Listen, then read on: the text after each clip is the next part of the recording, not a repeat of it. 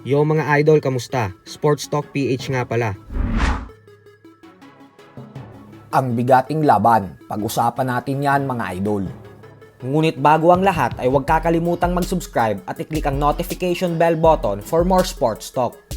So matapos nga po ng ibinalita natin kahapon na pumirma na si Ryan Garcia para sa bigating laban kontra sa current WBO Junior Welterweight World Champion Teofimo Lopez, kung saan mismong sinerpa ni Lopez ang post ni Turki Al-Sheikh ng Saudi Arabia, ay isang malaking pasabog na hindi inaasahan ng lahat nga po ang inilabas ng ESPN kanina lamang.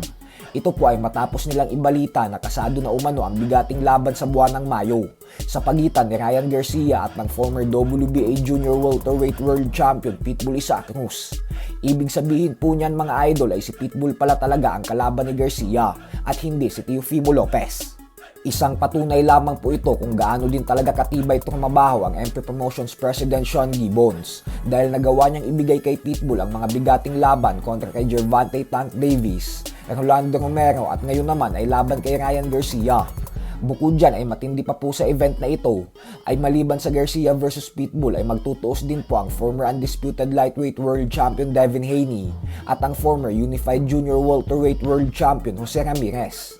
Ibig sabihin po niyan ay parehong lalaban sa loob ng iisang boxing event si Garcia at Haney.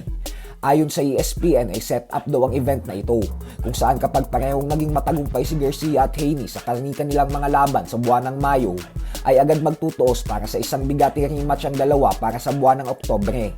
Subalit ang kawawa nga po sa balitang ito ay walang iba kundi si Teofimo Lopez dahil umasa na talaga ito na siya na talaga ang makakalaban ni Garcia, pero sa bandang huli ay si Pitbull pala.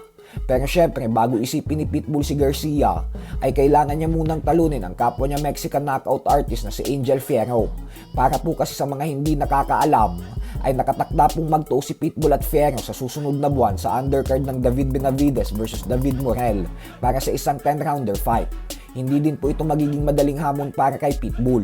Gawa ng may record si Fierro na 23 wins with 18 knockouts at 2 talo lamang.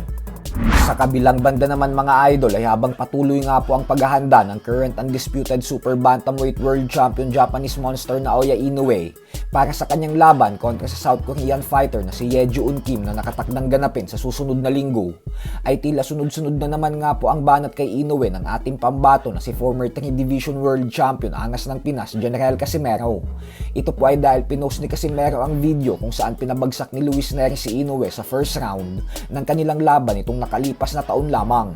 At dito nga po ay sinabi ni Casimero na kung siya daw ang makakalaban ni Inoue ay tapos daw talaga ang mga maliligayang araw nito.